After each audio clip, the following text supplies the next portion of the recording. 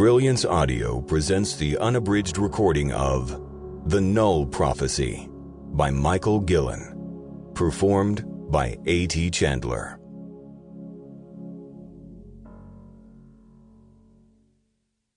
Chapter 1. Chilly Reception. Saturday, April 22nd, 7 a.m. Eastern Daylight Time. Canadian Forces Station Alert, Nunavut, Canada.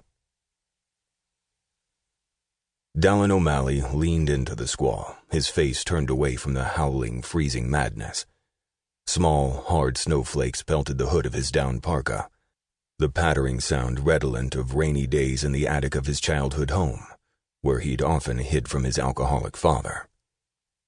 He squared himself and, squinting hard, searched the shrouded landscape.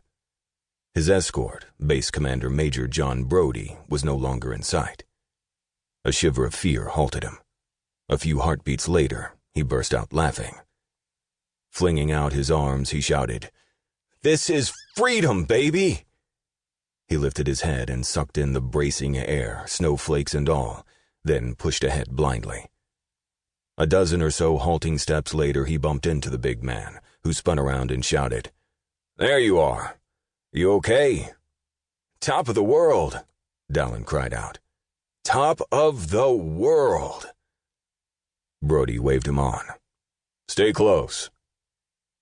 Dallin wondered what it would be like to live and work year-round up here, the northernmost human outpost on Earth.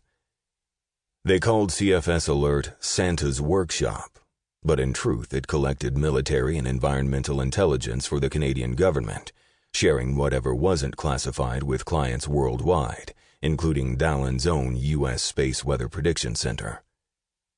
No way, he decided. This place would wear thin really fast. Not enough women. He thought of Lorena and immediately felt ashamed. Truth was, he still loved her. Eventually, a gaudy, mustard-colored shack with a fire engine red entryway materialized out of the paleness, like a specter dressed for Mardi Gras. A large animal, white and furry, dashed across his path. Startled, he looked to Brody. "Arctic wolf," the major shouted. "People here have never heard him, so they come right up to you. They're all over the station." Once inside the building, Brody quickly led him to the magnetograph. The instrument didn't look like much, metal boxes connected by electrical cables to a computer monitor. But it was the reason he schlepped all the way up here on short notice from Boulder. That, and to escape the mess with Lorena. On Brody's orders, a technician cleared off a nearby table and then laid out a long sheet of graph paper. "This is the pole strength for the past 24 hours, the base commander said, smoothing the paper with his hand. "Here's where it started wavering yesterday morning." He tapped his forefinger on the spot. "And we don't know why." Dallin's mouth hung open. "Good God!